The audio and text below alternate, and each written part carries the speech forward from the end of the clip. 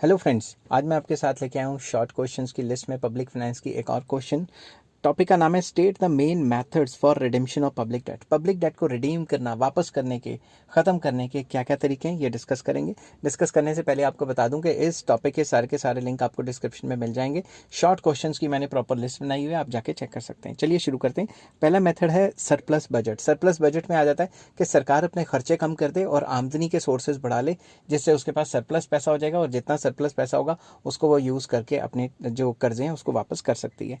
The easiest method of repaying the public debt is that the government makes a surplus budget.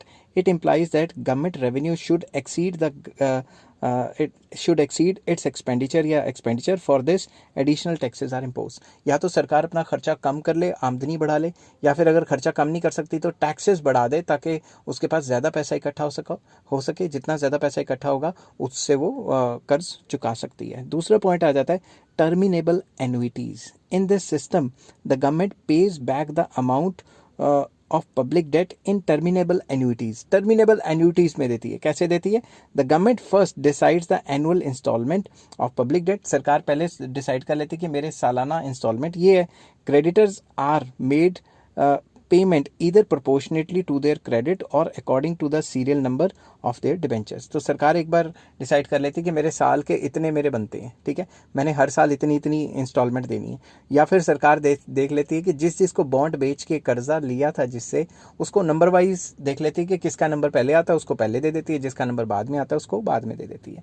तो इसमें सरकार proper calculations करती है। Third point आ जाता है सिंकिंग फंड मेथड। इसमें क्या होता है? Under this method the government sets up a sinking fund and a fixed amount is deposited in this fund every year. सरकार एक फंड खोलती है जिसको सिंकिंग फंड कहा जाता है और हर साल उसमें कुछ ना कुछ पैसे डालती रहती है।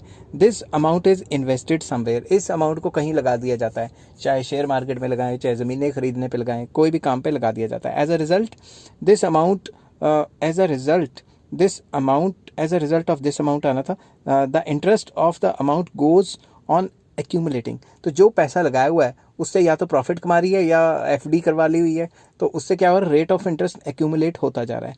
Out of the amount so accumulated every year the debt is repaid at a specified या स्पेसिफिक टाइम। तो एक स्पेसिफिक टाइम में डेट को वापस कर दिया जाता है। सिंपल वर्ड्स में एक खाता खोला जाता है, एक फंड खोला जाता है, उसमें पैसे डाले जाते हैं। पैसे पड़े या तो रेट ऑफ इंटरेस्ट देंगे या कहीं उसको इन्वेस्टमेंट करेंगे।